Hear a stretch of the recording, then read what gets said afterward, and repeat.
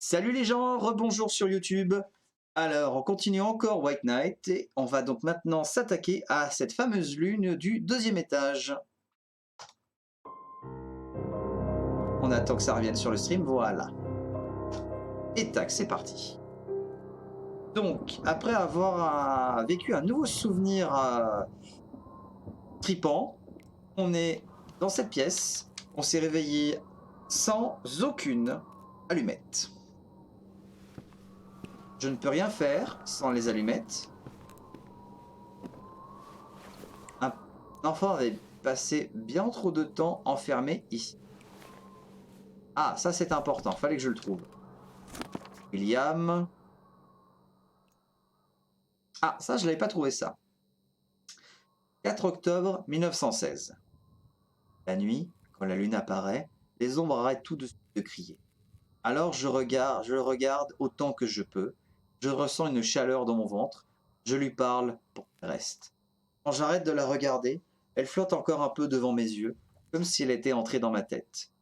Je crois qu'à cause d'elle, j'aime plus la nuit que le jour, même si la nuit reste très dangereuse à cause des ombres et de mer. Si la lune pouvait la tuer, je serais peut-être sauvé. Elle prendrait sa place. J'ai 12 ans à peine, mais pas envie de mourir ici, dans le noir. Oula, il y a eu un petit bug là. Ah, cette bouteille bu avait au moins donné quelque chose d'utile. Trop son pour que je puisse faire quoi que ce soit.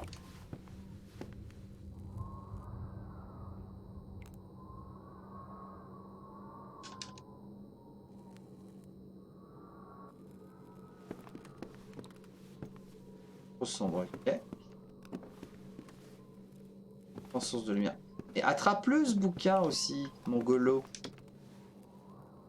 Encore les marques sur le sol, le lit était régulièrement déplacé.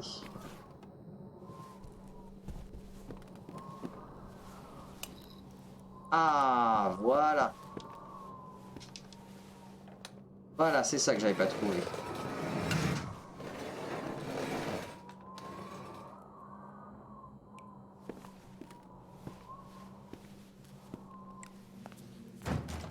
Ah, la tâche du tableau était faible. Peut-être qu'un autre coup. Le tableau cachait un Judas. La chose prenait une tournure extrêmement glauque. Ah!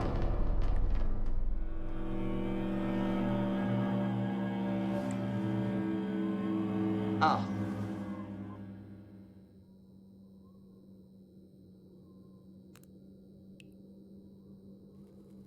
Non, pas deux fois. Les allumettes étaient enduites de ce rédit noir spectral. Foutu. Putain. Ainsi, la clé dormait dans l'ombre, attendant que je la trouve.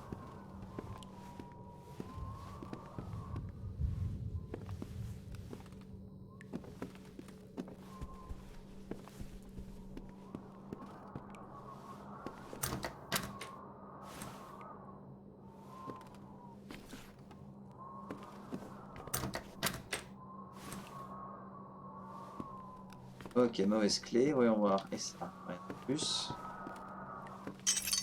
Ah d'accord, c'est la porte de cette porte-là.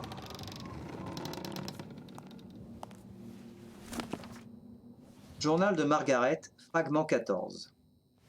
15 septembre 1911. Ouais, Harry, arqué sur son lit, tirant sur les draps comme sur des chaînes. Lorsque Sarah est entrée dans la chambre, elle a hurlé « Il est possédé !»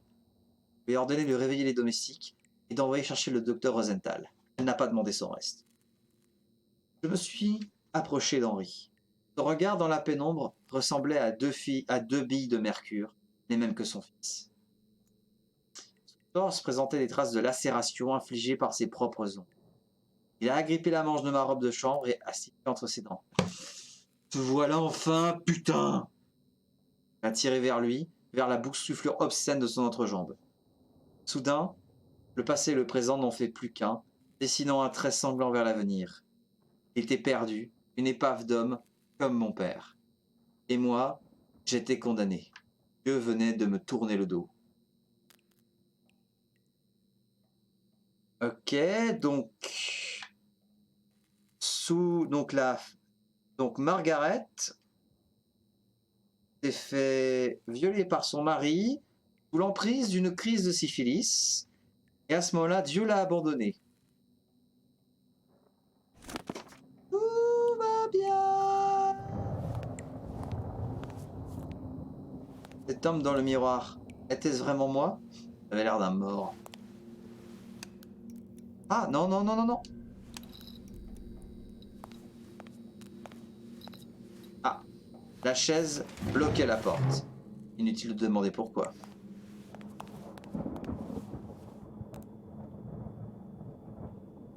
Pas con non plus.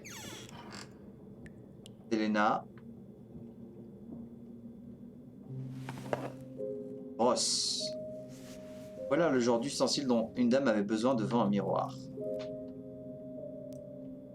C'est peut-être le rouge à lèvres de Selena, une relique sacrée. Papitolette qui attendait depuis longtemps son transfert au WC. Une sorte de déesse de la fécondité. L'étiquette disait cyanure. C'est pas un parfum pour tous les jours. S'allumait. Yes, quelques allumettes. Elles pourraient s'avérer utiles pour la suite. Journal de Margaret, fragment numéro 13, 19, 13. 15 septembre 1911. C'est arrivé cette nuit, vers 1 h du matin. La maison était calme. Sarah avait chez William après le dîner, et Henry avait quitté le salon vers 22 h sous le prétexte de la fatigue. Je croyais pourtant que nous avions dépassé le stade de ces excuses. Je peignais dans ma chambre lorsque j'ai entendu le cri. Le son s'est figé. J'ai cru que c'était une hallucination, mais il a résonné de nouveau. Cri de peur ancestrale, ce qui sortait des abysses. Porte longtemps fermée s'est alors ouverte en moi. Derrière elle se terrait une enfant apeurée qui croyait que son père revenait la chercher d'entre les morts. Je me suis vite ressaisi. Je suis sorti dans le couloir. Les cris venaient de la chambre d'Henri. William, réveillé, était sur le point d'entrer dans la chambre de son père. Je l'ai renvoyé dans son lit, malgré ses larmes. Je ne savais que trop bien ce qui m'attendait là-dedans. Voilà. Vitre brisée, peut-être dû à un orage, bonne lutte.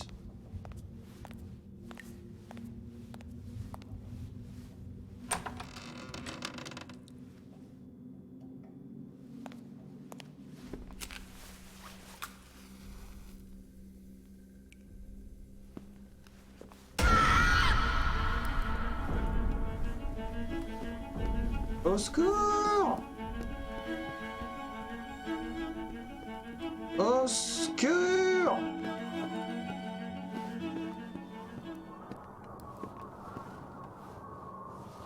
Ces gamins, était-ce la maison qui ressassait des souvenirs?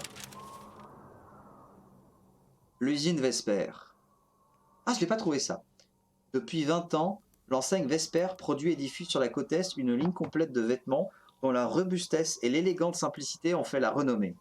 Elle a su traverser la crise sans trop de pertes, car rare, voire exceptionnelle, cette période noire qui a vu fermer la plupart des usines textiles de Boston. Pendant 10 ans, la firme a en effet su s'adapter au contexte social, enregistrant une hausse constante de ses ventes. Sa seule crise majeure, elle l'a vécue de 1913 à 1919, après la mort d'Henri Vesper, l'héritier du fondateur Oscar Vesper. Un repositionnement plus agressif vit alors la marque se tourner vers une clientèle beaucoup plus aisée, avant de revenir vers 1934 à son engagement social sous la tutelle du fils William. Elle propose aujourd'hui des produits à bas prix, particulièrement appréciés en cette période difficile, et continue ce bonhomme de chemin avec une certaine conscience tranquille.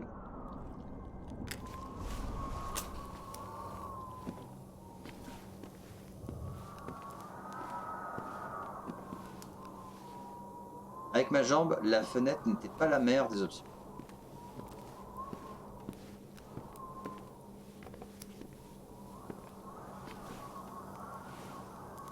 Hop là.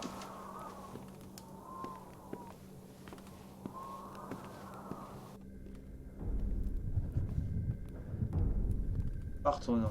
Part. Selena, sentinelle immobile, attendait quelque chose de moi. Okay.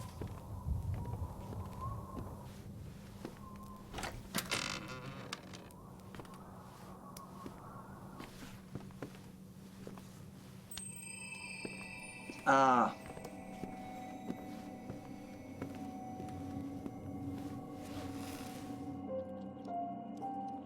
Je lui donne la brosse. Quelle était son histoire? Sa beauté, sa lumière, ça ne collait pas avec la tristesse de son regard. Nous étions liés. Elle essayait de me guider, de m'attirer jusqu'à elle, comme un rêve qui a besoin d'être rêvé pour exister. Elle m'avait aidé à rester en vie jusqu'ici. C'était suffisant pour désirer sa présence.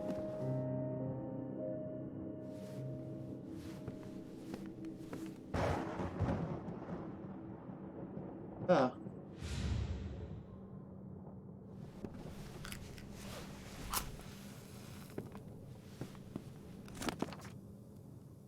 Ah. Hier, Luna m'avait abandonné.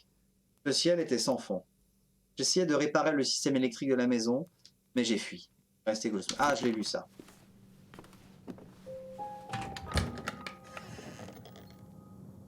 Porte dérobée. Rien ici ne m'étonne. Oh. Ah, plus du slip. Journal de Margaret, fragment numéro 10. 2 avril 1906. William grandit vite. Il a le teint pâle et la même santé fragile que son père. Je l'observe attentivement. À presque 2 ans, il est très vif. Je le soumets à toutes sortes de tests et de simulations pour élever son âme. Les peintures de Turner le mettent dans un état de forte excitation. Bach le ravit. Il aime l'amertume, aux étranges, et fixe longtemps l'image de Jésus d'un air attentif. J'essaie de lire en lui, de lire si tout cela valait la peine, s'il sera assez fort pour devenir l'un des piliers de ce monde. Donnez-moi la force de combattre ces doutes. J'ai vu ce matin briller dans son regard une lueur qui m'a rappelé son père, qui m'a rappelé mon père. Ses yeux, 2 puits de ténèbres, sont trop profonds. Même pas ça. Il scrute votre âme en quête d'une faille. J'ai saisi son bras pour qu'il cesse, et j'ai alors aperçu Henri, qui m'observait depuis la porte. Il me surveille dès que je suis avec l'enfant.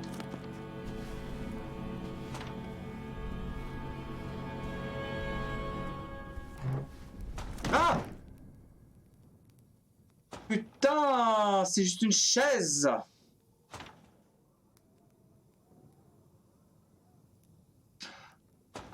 Journal de Margaret, fragment numéro 9. 6 mars 1904. Docteur Rosenthal me l'a confirmé, je suis enceinte. Selon Sarah, cette pauvre sotte qui a lu plus de mains que de livres, les premiers signes de ma grossesse annonceraient une fille. Néanmoins, quelque chose me tourmente. Je suis nauséeuse et fatiguée, certes, mais il y a cette inquiétude, cette masse qui croît en moi comme une étoile prête à s'effondrer sur elle-même. Ce sera un garçon, je le sais. C'est son ego qui pèse ainsi sur mes entrailles. J'ai fait plusieurs cauchemars où mon père revenait me hanter.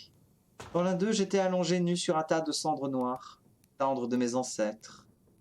J'étais incapable de bouger, tandis que, la bouche collée à mon ventre, père chuchotait au bébé des mots qui me brûlaient alors la peau. Père chuchotait au bébé des mots qui me brûlaient la peau. Il a levé la tête et m'a dit « Seras fou, seras plus fou que moi. » Alors il a plongé son visage dans mon ventre. Lorsqu'il s'est redressé, il tenait l'enfant dans sa gueule. Gueule de loup. Les mâchoires se refermèrent avec un son affreux. Je me suis réveillé. Le cri du bébé résonnait encore dans mon propre cri. Le garçon naîtra sous l'étoile d'acier des Ventercross, notre sceau. Je saurai le guérir, quoi qu'il ramène avec lui dans ce monde.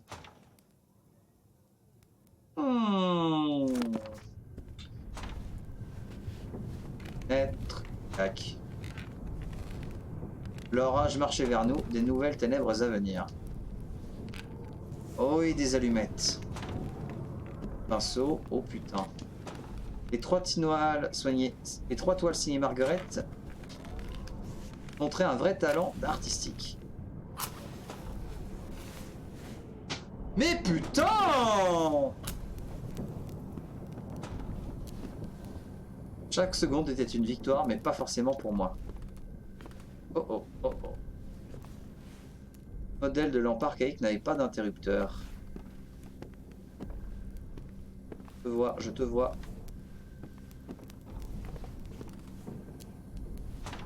Un de mes deux mains. La lumière électrique tue les ombres, les doubles noirs de Margaret l'ont bien compris, et sabotent régulièrement tout ce qui est électrique, faisant ainsi sauter les prises dans la nuit.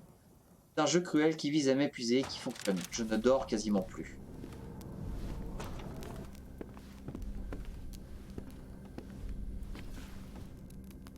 Une offrande de livres avait été faite à ce corps. J'ai vu le fantôme là-bas. J'arrive à faire le tour pour essayer de choper où se trouve la prise. Ah, journal. Journal de Margaret.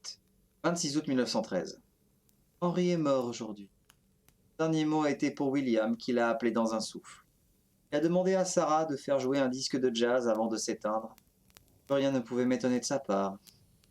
Après plusieurs réunions avec les comités de direction de l'entreprise, je vais officiellement prendre mes fonctions dans l'usine Vesper. J'ai déjà noté plusieurs aberrations dans la gestion de la compagnie, toutes dues au romantisme d'Henry. Je pense pouvoir en corriger plusieurs et améliorer les bénéfices.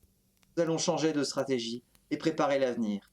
Le nom de Vesper doit cesser d'être associé à la marque des pauvres. Eh ben madame, ça se voit que vous êtes une putain d'aristocrate. Et derrière, qu'est-ce qui s'est passé de 1913 à 1907, de 1913 à 1919, 6 ans vous avez fait ça, vous êtes devenu en haut de gamme, vous avez perdu en bénéfices avant de retourner à la marque des pauvres. Et vous l'avez jamais digéré. C'est bien fait pour votre gueule. Le fil de la lampe disparaissait sous le fil, je devais le suivre.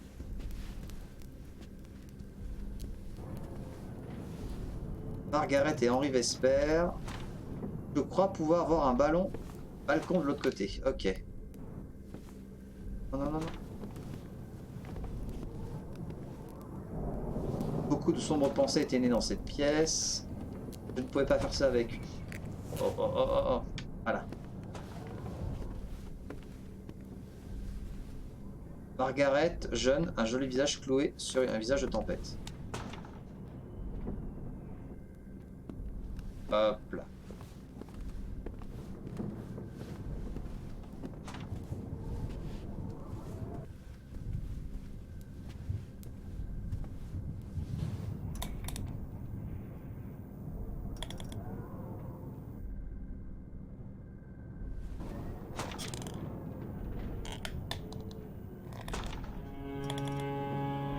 Là, dans un premier temps, je vais faire ça.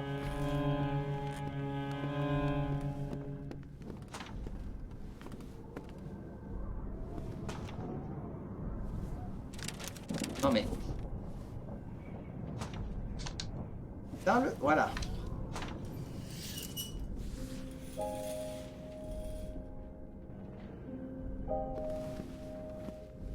D'accord.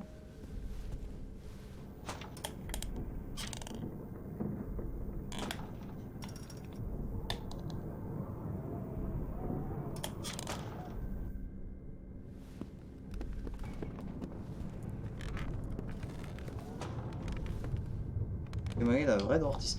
Oh, il y a un coffre. J'avais même pas vu le coffre, tiens.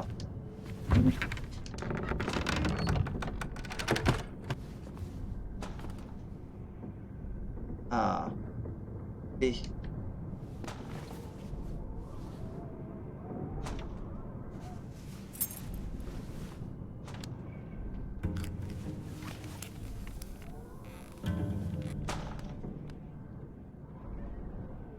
moderne de la science. Oh.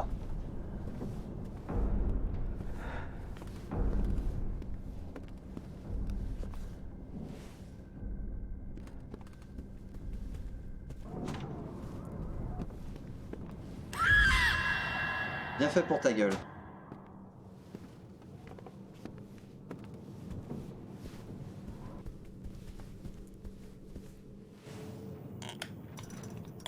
Ah, j'ai eu ça. Ah, j'ai fait ça.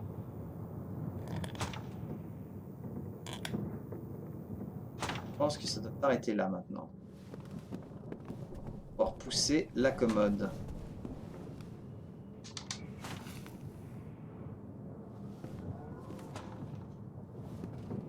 Comment ça, sans source de lumière? Pas débile. Eh ben effectivement, si tu vas être débile. Hop là.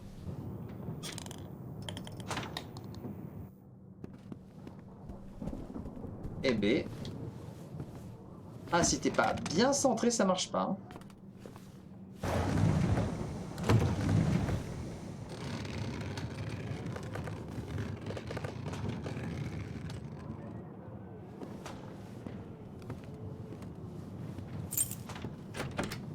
Chambre agissait comme un poison lent. Il était temps de partir.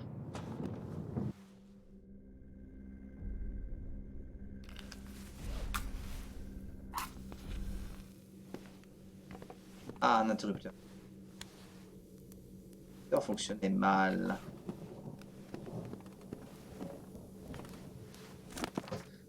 L'âme de William Vesper, fragment 22. 17 septembre 1923. J'ai fait venir des enregistrements rares de Jelly Roll Morton, The Original Dixieland Jazz Band, Louis Armstrong and his Odd Five, Bessie Smith, Fats Waller, le Fletcher Anderson Orchestra, Duke Ellington. Des noms qui tournaient dans ma tête depuis que j'écoutais avec mon père ces disques de jazz, assis sur ses genoux. J'aimerais qu'il sache ce qu'il a changé dans ma vie, à la fois pour l'avoir rendue plus humaine, la musique, et surtout pour m'avoir donné la possibilité de la jouer. Aujourd'hui, j'ai décidé de m'entourer d'artefacts musicaux. Ma chapelle sera jazz, sera dédiée à la lumière. Verrouillé, cet endroit était une véritable forteresse domestique.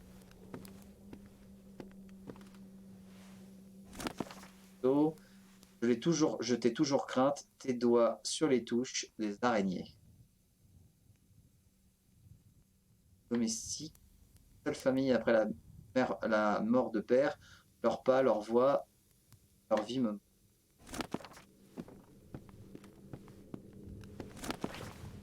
Lettre de Selena à William, fragment 6. J'enregistre quelques albums entre janvier et septembre 1936.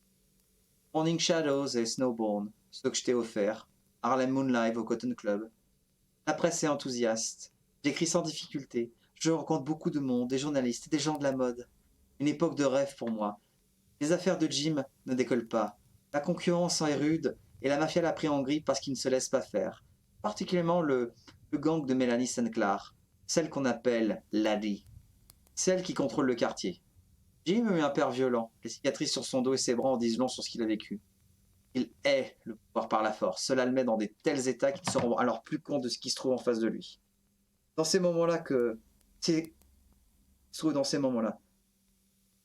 Se rend plus compte de ce qui se trouve... de ce qui trouve... se rend plus compte de ce qui se trouve en face de lui. Ah non, c'est ça, il y a une faute. Il se rend alors plus compte de ce qui se trouve en face de lui.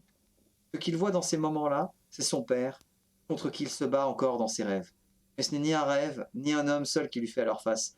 Et c'est à cette époque que je lui annonce une nouvelle qui va tout changer. Enceinte.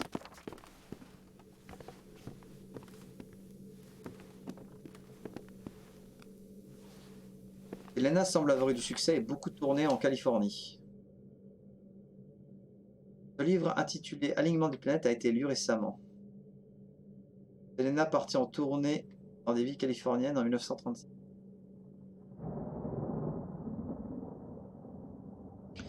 Son quatrième album, c'était une star. Journal de William Vesper, fragment 11.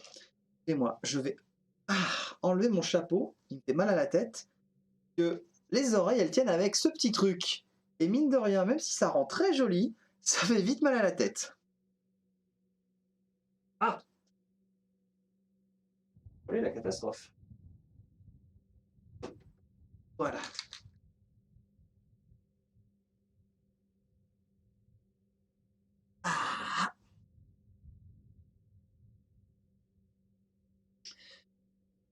Journal de William Vesper, fragment numéro 11. 24 mars 1926. Ça me font mal. J'ai intensifié les exercices. Usé Liszt, Chopin, Brahms. Comment on le prononce celui-là? Rachmaninoff. Le troisième concerto est devenu une routine alors que mère m'a torturé des années avec ce morceau. Aujourd'hui, je le joue avec une facilité mécanique. Chaque touche que j'enfonce est un couteau que je plante dans ce putain de ventre. Lorsque la technique me fatigue, j'improvise. C'est le jazz qui me revient à chaque fois. Je joue pour un amour que j'invente, une femme venue du ciel. Mes doigts courent sur le clavier comme des lucioles, passant du jour à la nuit. Je sais qu'au moins Luna m'écoute, elle qui entend tout. J'ai remarqué qu'elle réagissait à certaines variations de mon jeu. Son rayonnement change selon le rythme de mes doigts.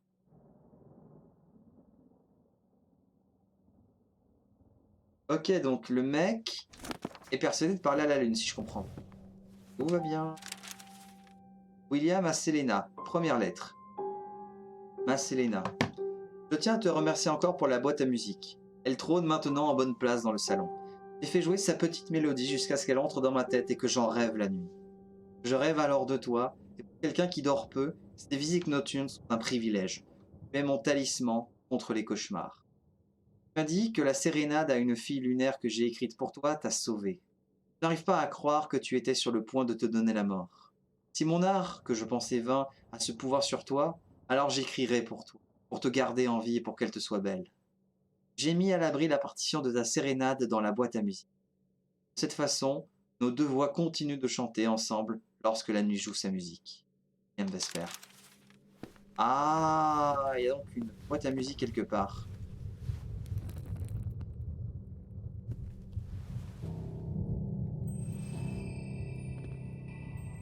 Oh, madame?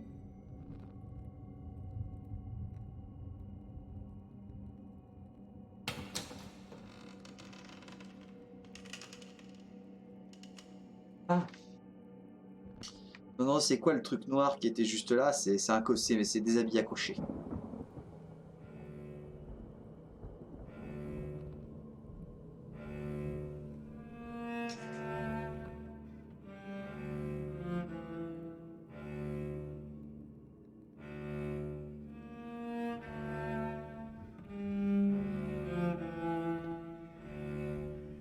Euh,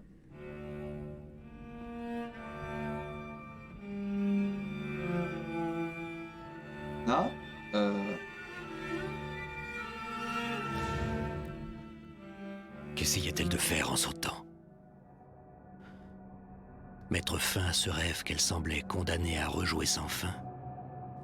Me prouver qu'elle avait besoin de moi? fuck. Comme elle, je voulais fuir. Mais avec elle. Et en un seul morceau. De préférence.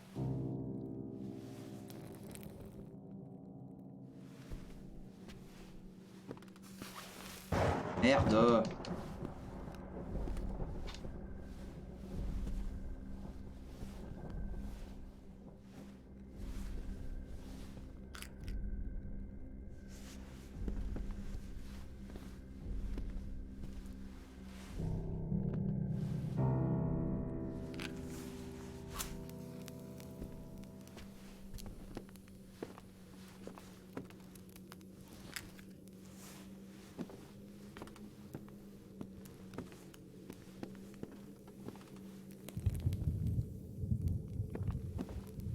Ah.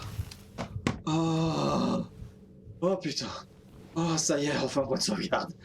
Oh putain, ça faisait depuis tout à l'heure que je n'en avais pas trouvé.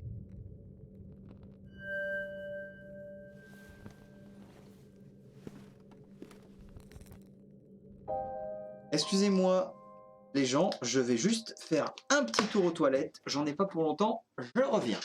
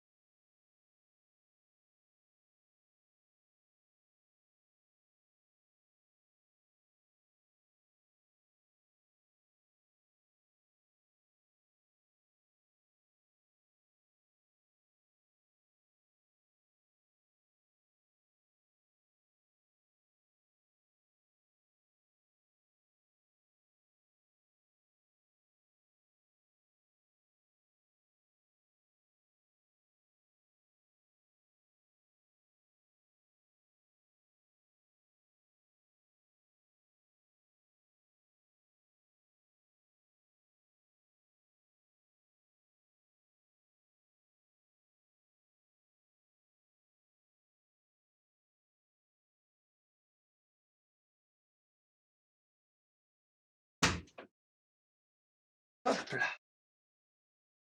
Ah, Gany Dariel, c'était toujours là?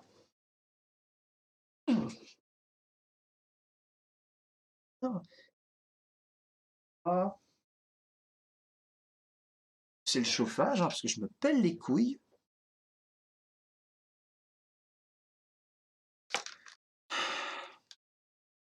Gany Dariels? Gany Dariels? Y a quelqu'un? Allô?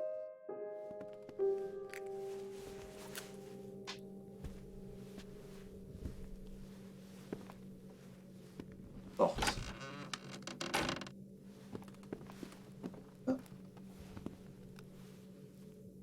Là, de livres à propos de la composition.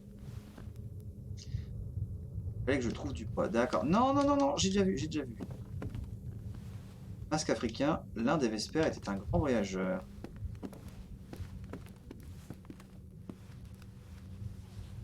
Non, non, non.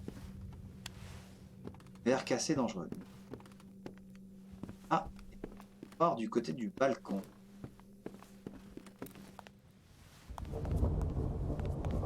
Ah.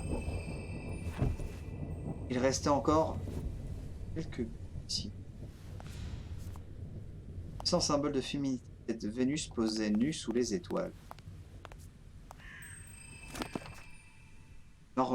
Norvège. Chut. J'ai 16 ans ce matin. Les fleurs du jardin, je grelotte sur mes cheveux d'orphelin. Papa est au piano, comme la fleur des fjords. Il me dit, chante un kvedding, ma fille, chante pour le berceau qui t'a vu brindille devenir arbrisseau. Chante. Chut. Il neige dans le jardin. Le flocon de ma voix tombe sous les vieux doigts de mon père qui joue. Un baiser sur sa joue, je marche vers les... Chut. Chante. Le mur de mes pas grave une partition dans le sol de coton. Neige sur la Norvège. J'ai 16 ans ce matin. Neige. Chut. Pas besoin de chanter. Passe encore, passe encore. Jazz de nature joue son jam sur mon corps. Alors je danse, je saute, je chante, chante, chante. Elena Sandvik. Bois pour redonner la lumière et chaleur si je trouvais une cheminée.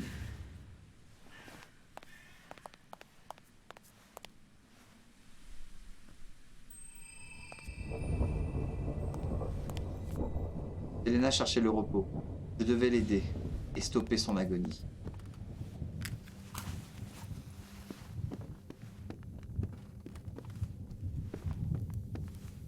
Ah, ah, ah, ah.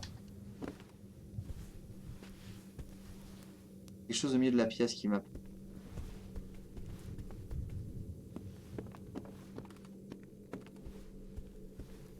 Hide your mind. Là, là, là, c'est là. Mets les deux bûches, mets les deux bûches. Non mais, sois pas con, mets les deux bûches. Oh, game design sur 20. Ah voilà, j'avais déjà une allumette. Ah. Un masque africain, un gros voyageur. Ah, c'est un petit coffre, non?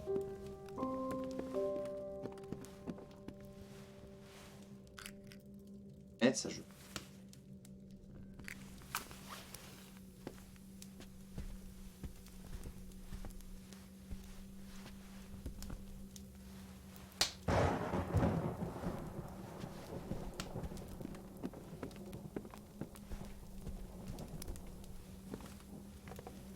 Oh putain.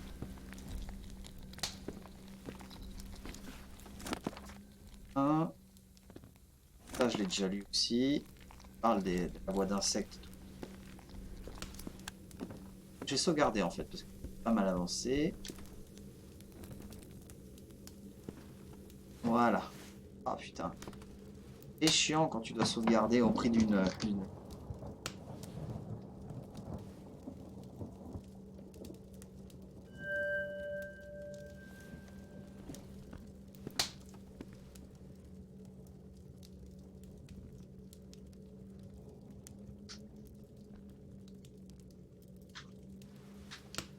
Non mais...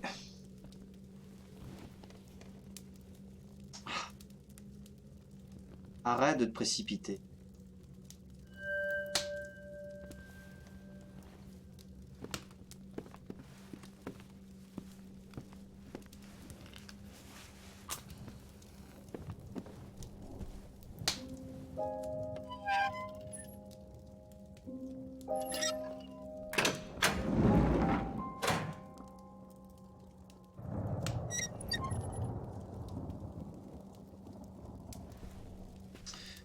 Ok, j'ai tourné le globe un peu au pif, ça a ouvert quelque chose.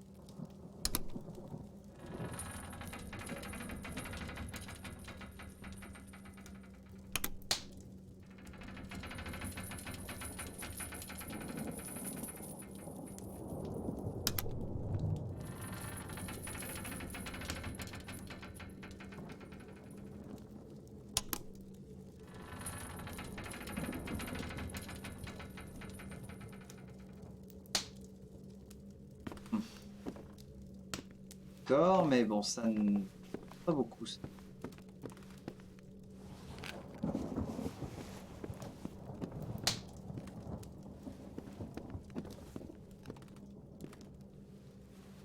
Index Librorum Prohibitorum, les livres interdits par l'Église catholique. J'avais vu un truc sur un alignement des étoiles là. Non, c'est pas celui-là.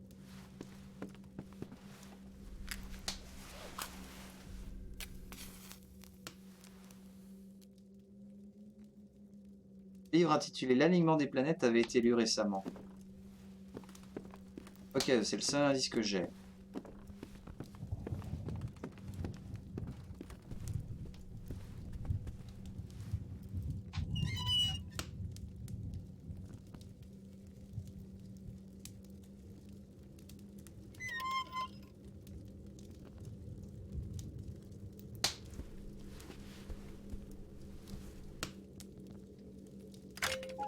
Ah! Ah! D'accord. Selena William, dernière lettre. Cher William, depuis que je suis petit, la musique vit à l'intérieur de ma tête. J'ai chanté pour mon père et ma mère, mes amis, mon orchestre, pour un public qui en voulait toujours plus. C'était ma façon de leur dire que je les aimais. Puis, la vie m'a repris tout ça, et un jour, ma voix n'était plus qu'un simple outil pour vivre dans ce trou rare qu'est Black Lake. Un gagne-pain pour me payer un peu d'alcool et oublier tout ça. Cette boîte à musique que je t'ai offerte, c'est une voix enfermée dans une boîte, la mienne, et je te l'offre. Je veux que tu te souviennes que tu m'as rendu ma voix intérieure. Tu as rouvert la boîte avec cette partition que tu as écrite pour moi, la sérénade à une fille lunaire, que tu as écrite pour moi.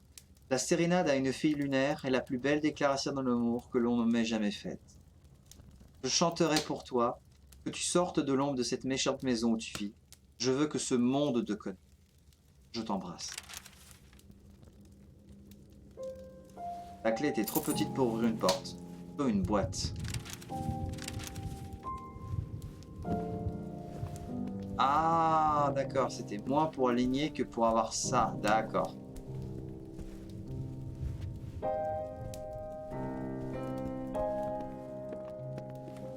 La boîte à musique du rez-de-chaussée.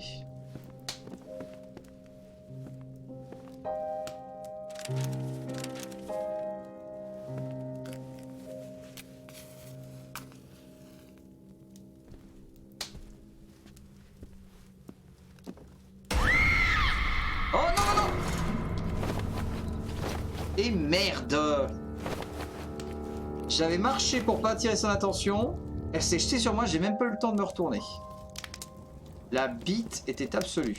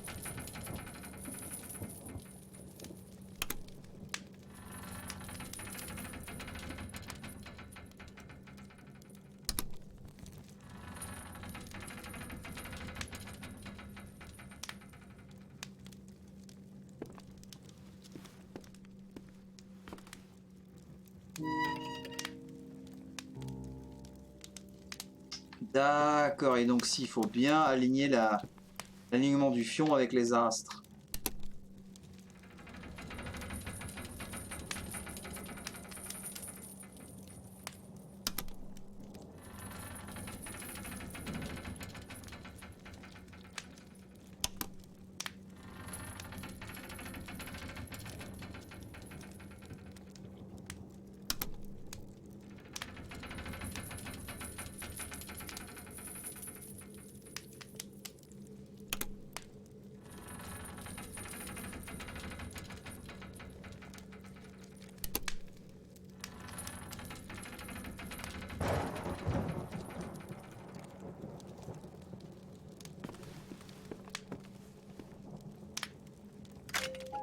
Yes, voilà.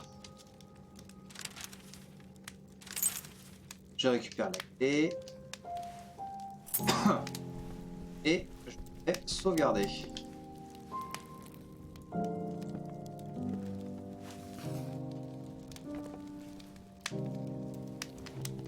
Ah, là.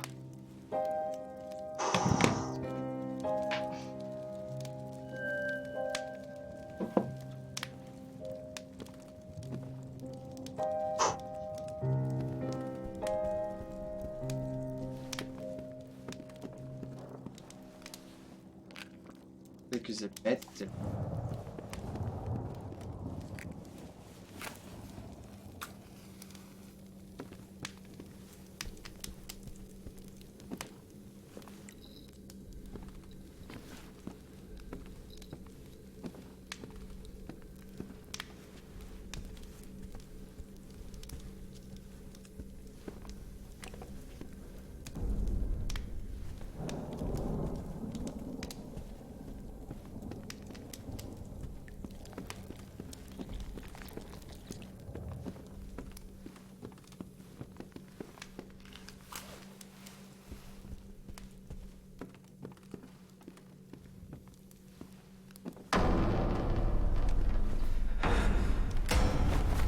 Non, non, non, là je le méritais.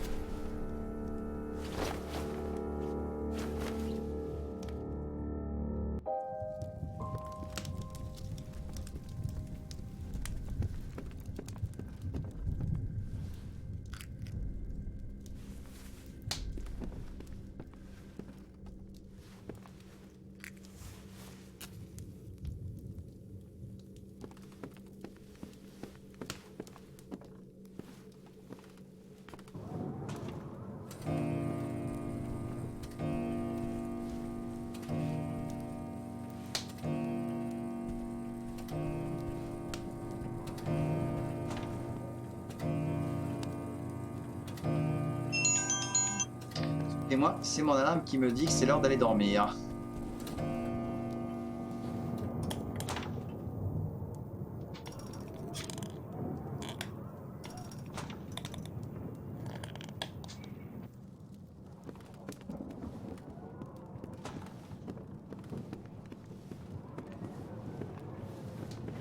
J'ai eu peur. Pendant une seconde, j'ai cru qu'il y avait un fantôme, c'était moi. Ah!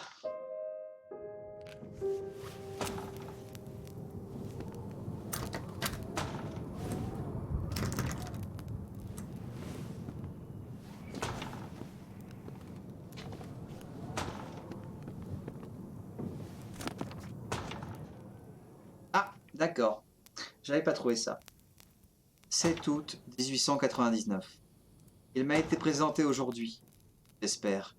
Celui qui doit devenir mon mari et sceller l'alliance de nos deux familles. Leur succès dans le textile est spectaculaire, certes, mais je n'ai senti chez ce Henri aucune vigueur. Son sang me paraît bien pauvre. Il n'est pas grand, et sans l'habileté de son tailleur, il n'aurait aucune allure. Enfin. Notre fortune est épuisée, nous avons besoin de leurs affaires pour retrouver notre puissance. Les gens ne respectent plus que l'argent. Le clan Vesper bénéficiera en échange de nos contacts avec les plus grandes et vieilles familles de Boston. Cela renforcera encore leurs affaires, freinées par la concurrence et la politique. À plus d'un égard, ne peut m'empêcher de me considérer supérieur à cet homme aux yeux de chien fidèle, dont la voix peinait à couvrir le murmure de l'océan. Le mariage sera donné d'ici à 2 mois. Je n'ai pas hâte, mais si ma chair peut être le flambeau de notre résurrection, tant à se sacrifier. Ah putain, on apprend sur la Dame Vesper, je la déteste.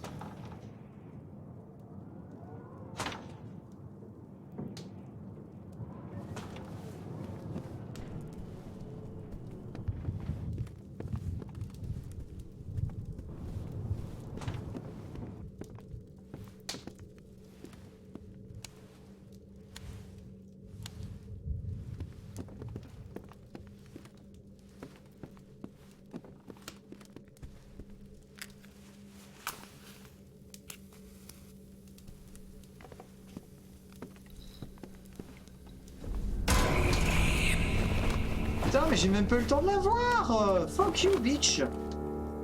Oh putain.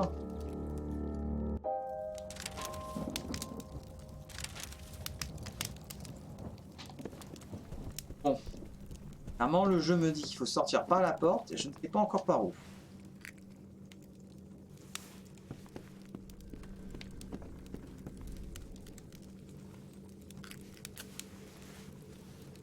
William Vesper, le fils prodigue, portait le fardeau de sa famille.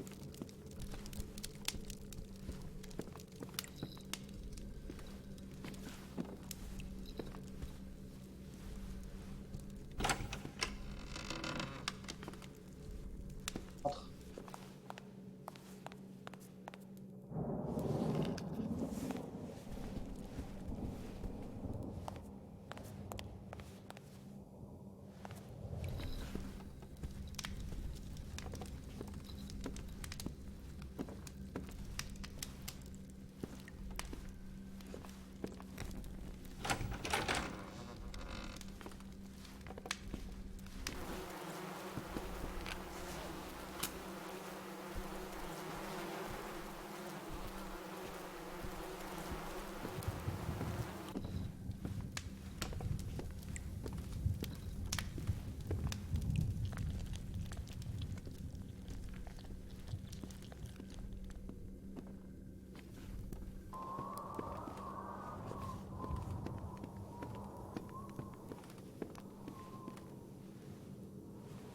Sam et Henri, père. Et Henri, père et fils.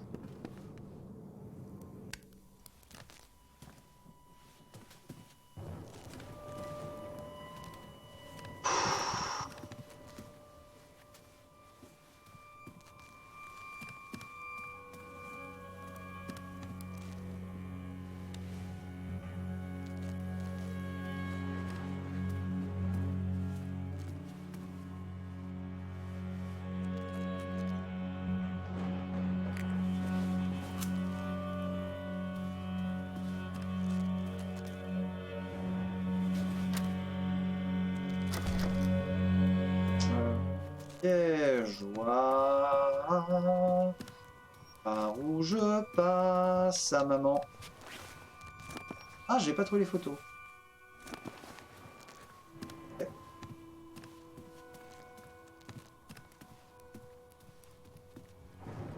Donne mes 2 mains pour ça. Ah, ok.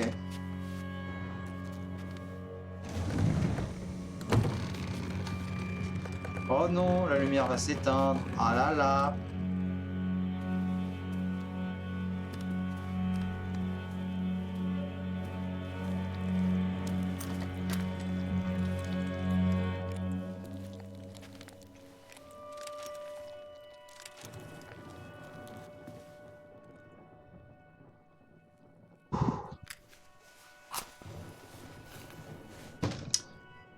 putain, mais pourquoi il me nique des allumettes gratos comme ça?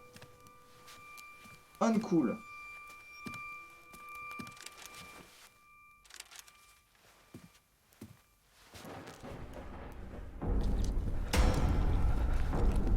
Oh non, non, non, non, non, non, non, non. On casse.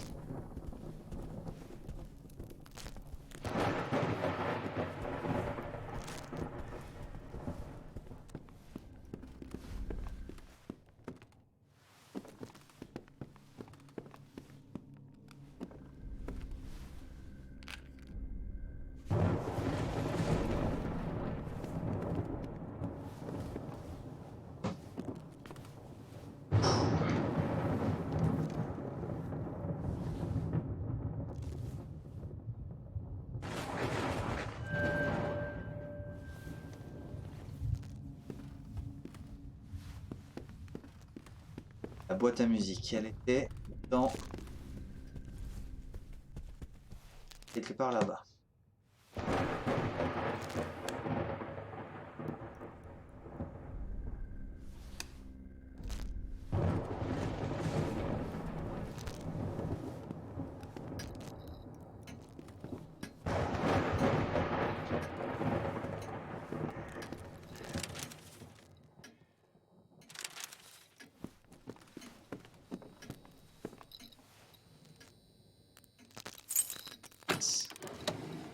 La clé glissa dans la serrure sans même un frottement.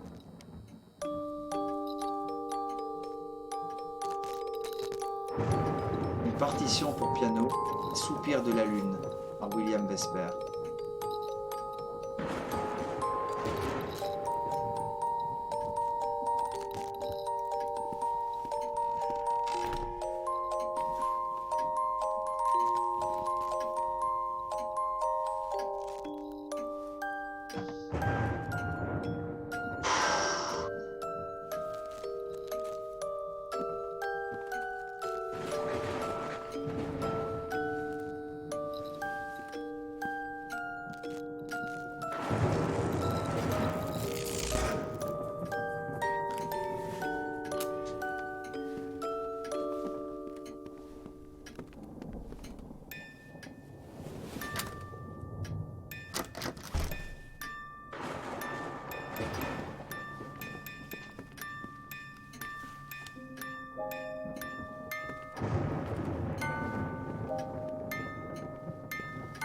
Oh putain, comme je te déteste.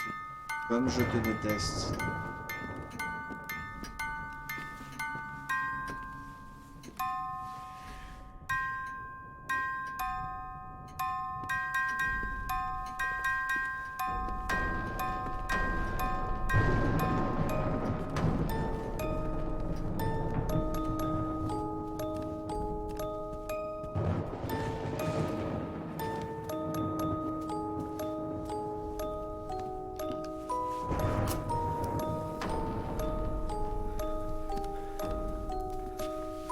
Oh non, non, non, non, non, non, non, non, non.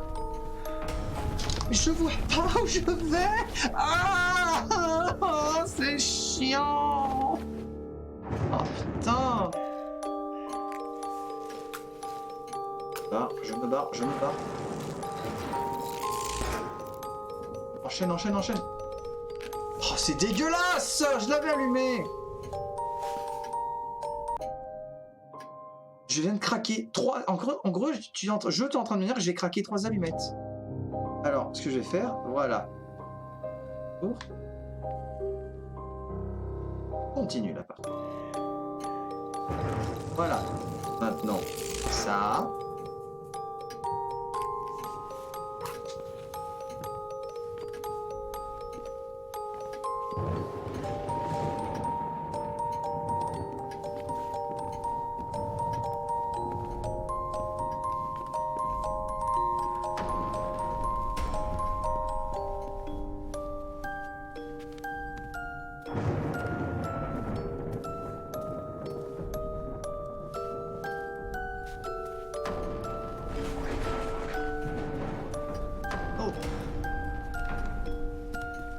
Merde. Je suis censé aller où?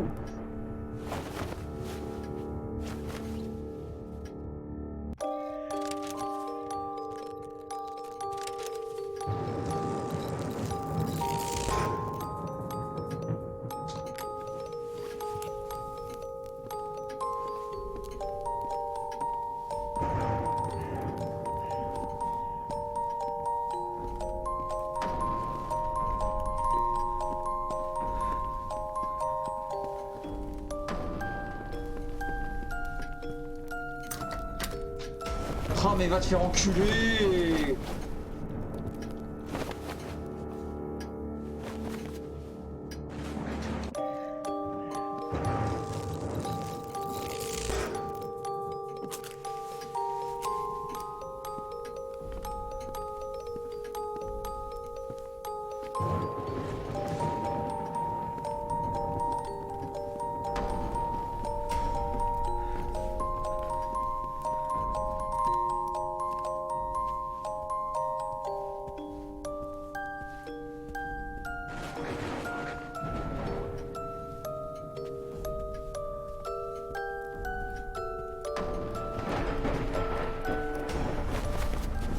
Ah, c'est à la cuisine.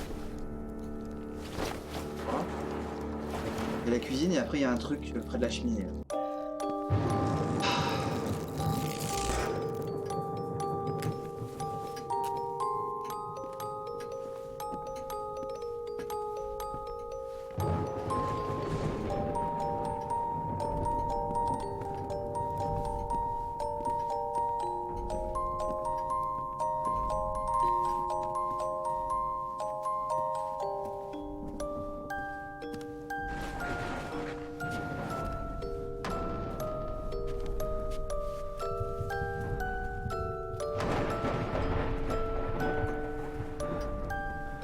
Non, non, non, non. Non, non, non, non, non, non, non, non, non, non, non.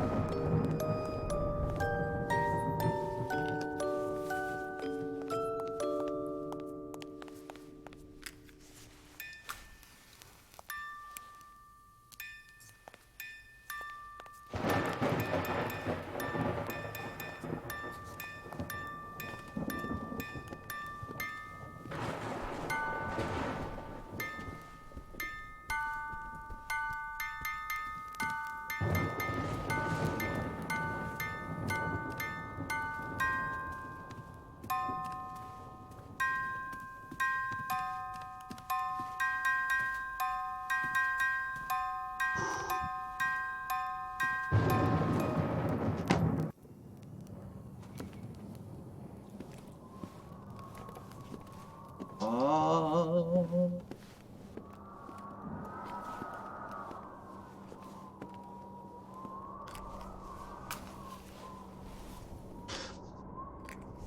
Merde. Ah.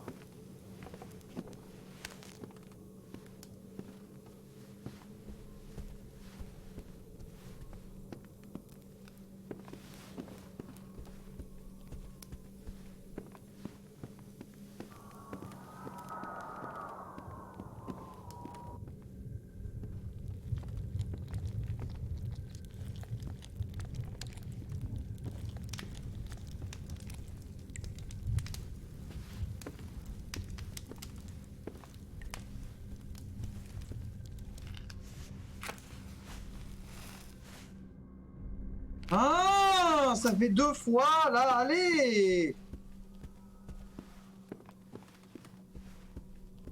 C'est pas là. Merde. Oh putain.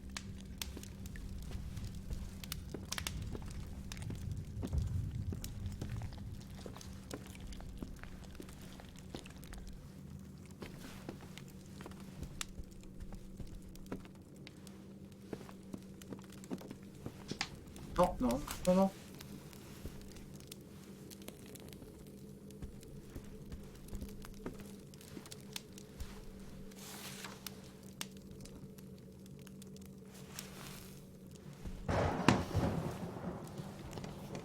Ouh. Putain.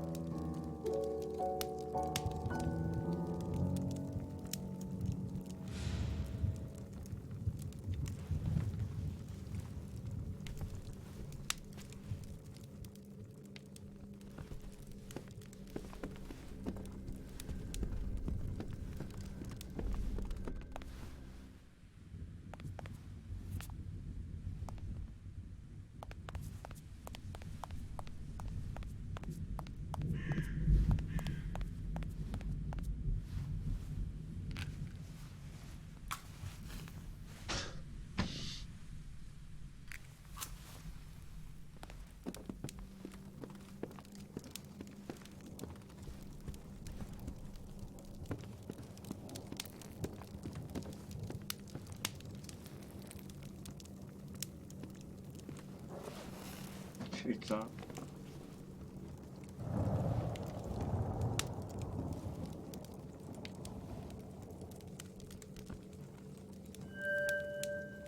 Regardez.